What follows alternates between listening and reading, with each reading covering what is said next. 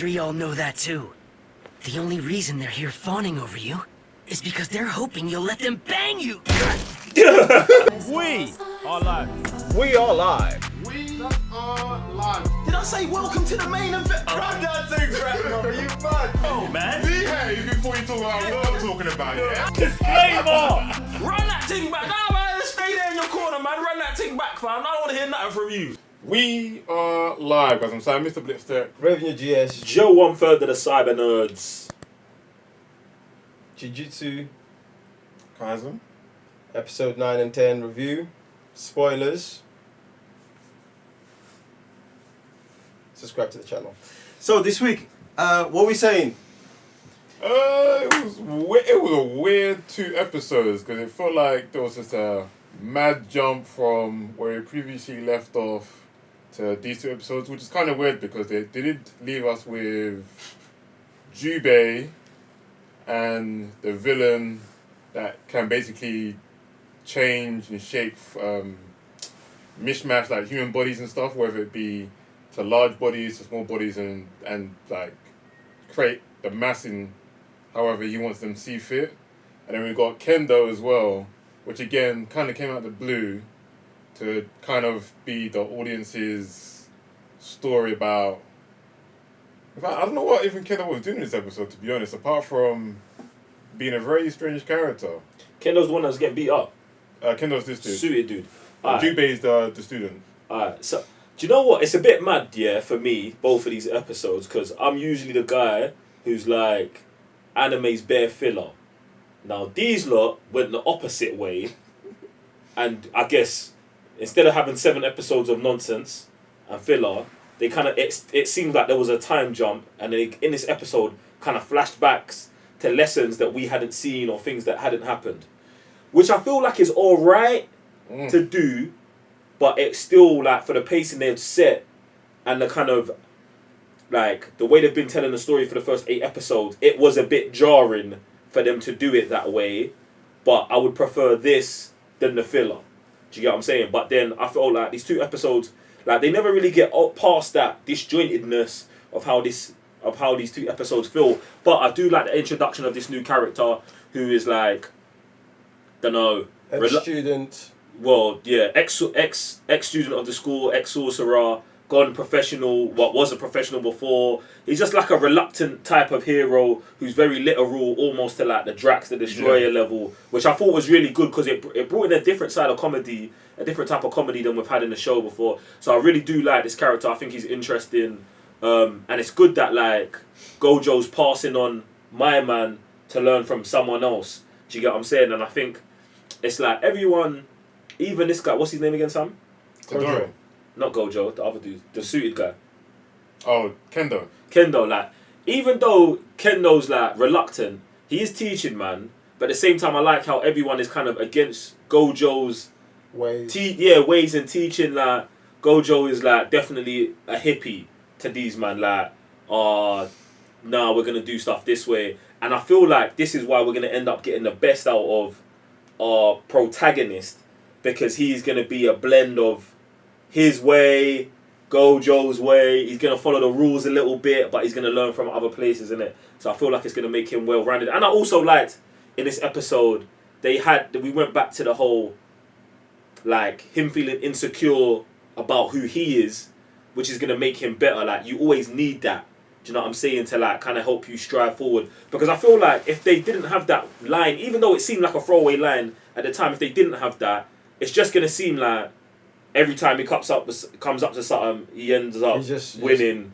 Do you know what I'm saying? It gets into that OP thing. There's got to be some doubt in your mind that you're like not the nicest, innit? Do you know what I'm saying? That line was weird because since the beginning he just seemed to be the guy to do everything. That's mad. That's actually crazy. So to get that line from him, there's actually some sort of doubt. That was like it kind of lines up with what you're saying. This episode, to me, was more about how human beings, like the way they're being treated in society, end up being on the opposite side. So we get this student who keeps getting abused by other fellow students from the same school, and he just starts having these these dark thoughts about murking these lot because they give him hell every day, and then next thing you know, he just finds himself in a particular scene where murder happens, and I feel like the demon purposely like felt my man's aura, and I was like, alright, cool, I'm gonna put all of these lot on the same roof, under the same roof, and we're just gonna make this happen, innit? And that's kind of interesting to see how some of these, especially him, because he said he's a human as well, right? Which one? The one that was that had the little things. Yeah. Right. So, and we've been seeing that there's different types of demons. Some are just out there, just doing whatever. Some can speak and understand. This guy derives from a human, so it's just like it's pretty okay to see that. But other than that, these 2 episodes didn't really connect with me, bruv. Like it was a bit mad how they just throwed us out there, like we missed the episode or 2. Like it was a bit mad, and the demons are moving mad in this thing, bro. Like everything was like, it was weird. I don't know why. It was just, the whole thing was weird for me. But look at these demons, bro. Hey, listen, I'm not here for these kind of things, innit? Bro, these demons are moving like that. It's mad. Well, yeah, I'm never really a fan of time skips unless there's like obvious time skip, and that's usually like a season later. But when you're doing it within a season where like someone's going through training, and all of a sudden man pops up with new powers, and they go back to a scene that we've never seen before. Like sometimes I feel like some of these animes don't really pepper the story too well. Like I don't feel they do it too well in here, because obviously we've seen Itadori go through training with Gojo. He's been doing the whole TV thing. Then he got brought into an actual situation with a very high, powerful cursed demon himself. Then all of a sudden now he's on the battlefield with Kendo, and man's like, oh, I've got these new powers where I can punch a demon, and then my actual cursed... Double impact. Yes, the other thing. I was like, oh, that's pretty sick, but it's like... It's not earned. It's almost not earned because we ain't been through the training with it, man. Yeah, it's like a little fight, like even not even 5 minutes, like a 2-minute explanation scene. See, man, just press the fast forward on the two. I think that's kind of crazy. I definitely feel what you're saying. I just feel like maybe even if they just did that scene in chronological order in the episode, it might not have seemed that bad. Do you get what I'm saying? But I think it's where they just drop us in and we're in the middle of an investigation, or like we're just in the middle of whatever. It's a bit jarring, innit? And then we ask the question right when they answered it. Do you know what I'm saying? Like, so I don't know, man. Like I said, I'd prefer this than a week of filler. So I thought it was interesting how they mixed in like his new powers, learning about the Suited Brothers' abilities and how he uses it. Also learning about how humans can be transformed and the spirits can be transformed into like demons or cursed spirits or cursed energy. I feel like learning about all of this stuff plus the action they gave us in the episodes, even though it was just disjointed, it was alright. Like I felt like coming out these 2 episodes, I still know a lot more. Like I've gained a lot more of information just about this demon world and stuff like that. Do you get me? And obviously it's peppering more levels where it went to explaining that Jujutsu practitioners where their like levels are compared to what they get sent out to go deal with.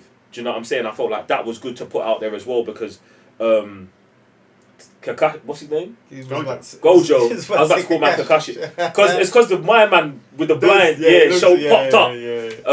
But yeah, you said Gojo. Yeah, Gojo, Yeah, so it's good because obviously Gojo had the understanding of, oh, I'm this level, I can go and do this. And he was like, nah, brother. Don't work like that. Get me? This is how it works. So don't be running into no battle and getting finished thinking that you're qualified when you're not. Do you know what I'm saying? So I thought that was interesting.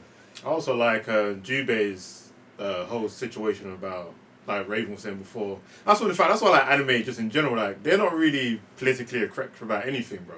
Because the first thing we see, man, is where they're just talking about how he was technically harassing the girl when he was just like. In fact, we don't even know his side of the story, whether he was doing something or not. You was getting into sticky water right there, boy. What? I'm just keep going. Yeah, so obviously he was accused of basically, I don't know if they said touching or just was looking in. They said he was looking. Yeah. So then the girl was like, you guys, can you sort this man out? Because he was looking at my chest, didn't it? And then they were like, alright, cool. And obviously there's a gang of them. And they seem like they're kind of the jocks of the school, innit? So they was beating man up. Why you gotta finish jocks, bro? Why can't they just be bullies, bro? Why they gotta be? Why you gotta link them with sports, fam? I just that's the way I went with it. They don't. That's what I mean. I don't know if they're sportsmen or whatever, but Okay. basically The they bullies. Just, yeah, the bullies. This is a girl with the bullies. Then. Alright, cool. Sorry. My fella tactic, Bro, though. I did, bro. Man, It's always the jock who's the bruv. Come on, Jocks man. get jocks. It's 2021, Jocks bro. are bullies as well, though, Bruv, innit? nerds are bullies too, fam. That's it, Everyone's bro. a bully, Alright, bro. bullies. Sorry, my bad. Bullies. Bullies were obviously just doing the madness to this dude. They were beating him up, or like putting cigarette burns on him, and then man's like, obviously that's the thing about this whole episode, because I don't know if the theatre thing was before or after, but he was like, he's only getting you guys to do it because she kind of knows you just want to bang her in it. I was like, that's kind of sick, because you don't really hear that. Well, in usually other those kind of are the things. motives Yeah. for someone to Do something for when a you girl. have a girl manipulating a couple of guys, isn't it? I thought that was pretty sick. Obviously, yeah, that's why I was like. Then he was on the phone in the theatre, and then I was like, "Oh yeah, you calling me because you didn't want to bang, whatever." And then the villain then came and finished, man. That's why I thought the storytelling was very, very weird. No, I'm pretty sure the cinema was definitely after that. After, Yeah, yeah, but- But they were running it back Yeah. different scenes, like different days, like the guy was getting murked, innit? That's what I thought was pretty weird. And obviously, then he goes on to the whole teacher, like him saying that he hates someone, and then the demon or the human demon dude was like, well, if you're not like in a moral kind of way, then wouldn't I give you basically the right to just kill someone then? But for me, he's so far gone that he don't really care about human life anymore. Because You're talking about the demon guy. yeah. Yeah. Obviously, he's like, humans don't really have hearts, don't really have souls. And in your soul, if that's what you feel, that's what people will do. See, And I find that it is kind of mad, but somewhat, some people, that's how people walk their life. remember he said he got his power from the despair and the hatred of other people. So obviously, him going around saying, listen, whatever your soul tells you to do, you should just do, will be natural for him. Do you know what I'm saying? And that's what he does. Like, if he's like, oh, I'm just going to finish these humans, he's just going to finish them, bro. Because he sees it as the way, like, what movie is it when they're like a human body and a dead body has the same amount of cells and they're doing exactly the same thing? Do you know what I'm saying? It's the people who say that whether you're alive or not, do you know what I'm saying? That's up to debate. And he brings that argument up. And I thought that was sick, the way he, not finesses, but explains that, bro, the same way you want to breathe and you breathe, like, yeah, the same way you hate someone and you might want to kill them, you should act on that impulse. Do you know what I'm saying? And the only question I have is not like a question for the show, it's just that it's like if someone didn't make a law saying that it was wrong, like, would people be doing it more? And the answer is obviously yes. Do you get what I'm saying? Now, if there was a law that, like, you could only breathe so many times a day, and it was enforced by the government, man would be running around holding their breath, wouldn't they? Some man it would be anyway. Do you get what I'm saying? And that's what I think is sick about what he's saying and how I feel like he can definitely tap into my man's brain. Do you get what I'm saying? But, like, that logic is mad. It is mad. And that's why I want to see, like, Junpei's kind of story from here, because he's practically in the middle at this point. He's getting recruited heavily by both sides. That's it. And that's going to be very interesting, where, like, he's seen the side of a guy who's, like you're saying, taps into that side, and now he's going to see into the guys who are actually trying to defeat that side that he's been educated from. So Yeah. I think he might end up being the anti-hero of this whole thing. See, Like, where he murks the ones who need to be murked, but by morals, you shouldn't murk I them. don't believe this anti-hero Do you know what I'm bro. saying? I don't know what anti-hero is, bro. So I think that's what it'll be like. It'll be like in the middle of both. I like that his moral compass will have. I would like him to have no allegiance to either side. That's what I would like. You get me? Because I want him to understand what is it like. He's seen the darker side of life. I will say the darker side. He got bullied a little bit. You get me? And he's Man was getting burned, kicked. bruv. The first thing, he was getting bullied. The second thing, he kind of antagonized the thing, bruv. You get hey, bruv. Hey, I'm not saying they were justified, did it? But his boys got out there unscathed, didn't it? You get me?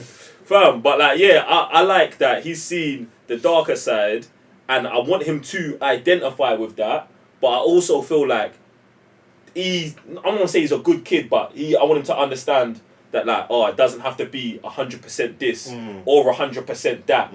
And for him to just float around and to be a character who's like, oh shit, we don't want him to show up because he's sick. but at the same time he shows up. Like, you know what I'm saying? Like something like that. That's what I would like, but who knows? It would be legit still. Guys, well, appreciate you locking in. And remember, if you want to be part of these watch-alongs, head over to patreon.com/thecybernerds, where you get to have all these animes. We're getting more and more animes by the week. So, well, when you want to be there and enjoy these things. But other than that, I'm Raven your GS. So, Mr. Blitztech. Joe and further the Cyber Nerds. See you guys tomorrow. Peace. Bye.